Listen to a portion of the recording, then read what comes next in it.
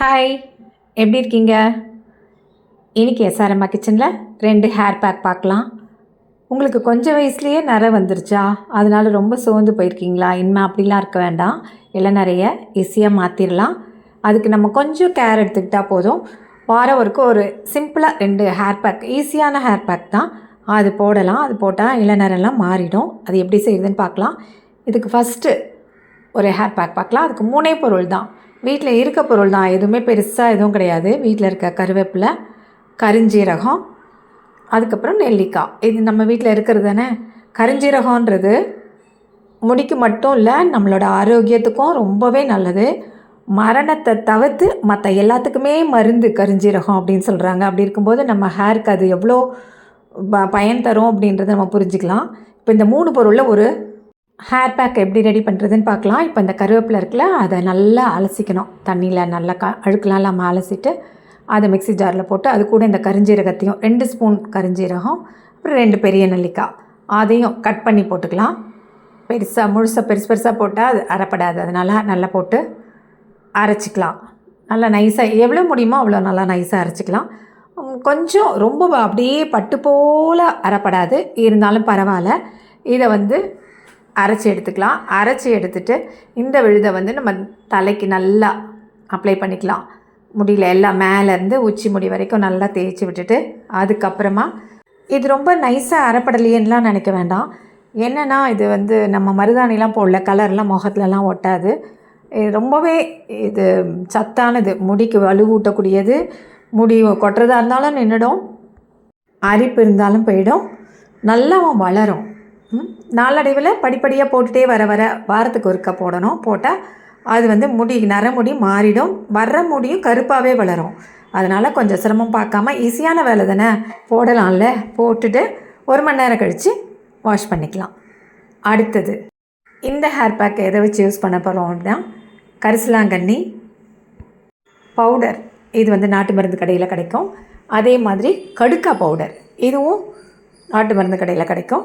இது அது ஒரு 2 ஸ்பூன், இது ஒரு 2 ஸ்பூன் போட்டு, கடுக்கா கொஞ்சம் கம்மியாக போட்டுக்கிட்டாலும் பரவாயில்ல, அது போட்டுட்டா 1.5 ஸ்பூன் போட்டுக்கலாம். இதை நல்லா மிக்ஸ் பண்ணிவிட்டு இது கூட என்ன ஆட் பண்ண போகிறோம், மிக்ஸிங்க்கு தயிர் ஆட் பண்ணி அதை நல்லா கலந்து வச்சுக்கணும்.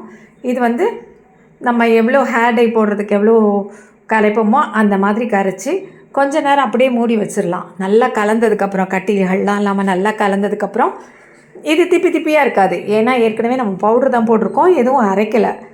வெள்ளை கரிசலாங்கண்ணி கீரை கிடச்சிதுன்னா வெள்ளை கரிசலாங்கண்ணியை நல்லா க்ளீன் பண்ணிவிட்டு அதை அரைச்சி கூட போடலாம். அதே மாதிரி கடுக்கா கிடச்சாலும் கடுக்கா தோல் தான் நம்மளுக்கு உள்ளே இருக்கிறது வேண்டாம், அந்த தோல் தான் எடுத்து ஊற வச்சு அதையும் அரைச்சி போட்டுக்கிட்டால் இன்னும் எஃபெக்டிவாக இருக்கும். இதை மாதிரி பண்ணிகிட்டே வரணும். தயிரில் கலந்துட்டு அதையும் கொஞ்சம் நேரம் அப்படியே வச்சிடணும். ஒரு 1/2 hour வச்சுட்டு அதுக்கப்புறமா எடுத்து தலையில் நல்லா தேய்ச்சிட்டு ஒரு 3/4 மணி நேரம் 1 மணி நேரம் வச்சுருந்துட்டு அதுக்கப்புறமா தலை குளித்தோம் அப்படின்னா நிஜமாகவே இளநரெல்லாம் மாறிடும். இதுக்கு நம்ம ரொம்ப கஷ்டப்பட வேண்டாம். கடையிலேயே கிடைக்குது பவுடர், அதனால் அதை அப்படியே மிக்ஸ் பண்ண வேண்டியதான்.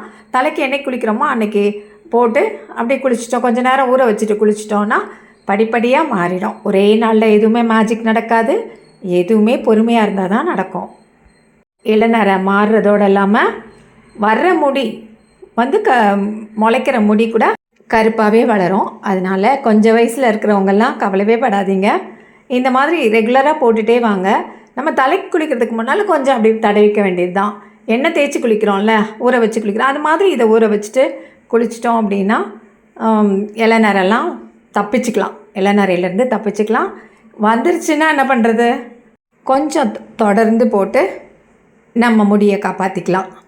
அது மட்டும் இல்லை, நம்ம சாப்பிட்ற பொருளில் கூட கவனம் வைக்கணும். இரும்பு சத்து நிறையா இருக்கிறதா பார்த்து சாப்பிட்ணும். இந்த நெல்லிக்காய், டேட்ஸ், இது மாதிரி கீரை வகைகள், பழங்கள் இதெல்லாம் நான் சாப்பிட்லாம். ஜங்க் ஃபுட்ஸ் கொஞ்சம் அவாய்ட் பண்ணலாம். அப்படிலாம் பண்ணோம் அப்படின்னா நம்ம ஃபேமிலியில் எல்லாருக்கும் நரமுடி சீக்கிரமாகவே வந்திருந்தா கூட நம்ம கொஞ்சம் நிறைய தள்ளி போடலாம். நிறையங்கிறது கண்டிப்பாக எல்லாருக்குமே வரதான் செய்யும். ஏன்னா அது வர்றதை கொஞ்சம் தள்ளி போடலாம்.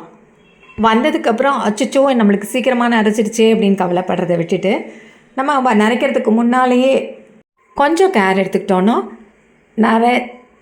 சீக்கிரம் வர்றதுலேருந்து தப்பிச்சுக்கலாம். அதே மாதிரி நல்ல தூக்கம் இருக்கணும். ரொம்ப நேரம் கண்ணு முடிச்சிருக்கக்கூடாது.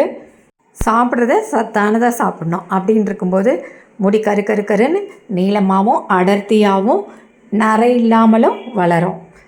இந்த வீடியோ உங்களுக்கு பிடிச்சிருந்துன்னா, யூஸ்ஃபுல்லாக இருக்குதுன்னு நினச்சிங்கன்னா லைக் பண்ணுங்கள், கமெண்ட் பண்ணுங்கள், ஷேர் பண்ணுங்கள். மீண்டும் சந்திப்போம். நன்றி, வணக்கம்.